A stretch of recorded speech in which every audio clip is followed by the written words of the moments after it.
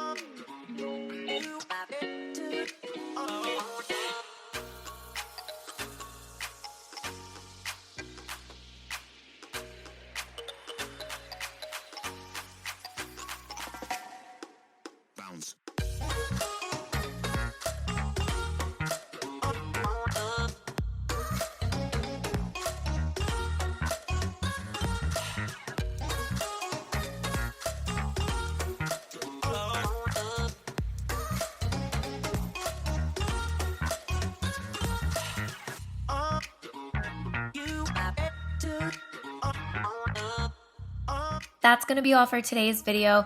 If you liked it, please go ahead and give it a big thumbs up. If you want to see the final product, please go ahead and hit that subscribe button down below.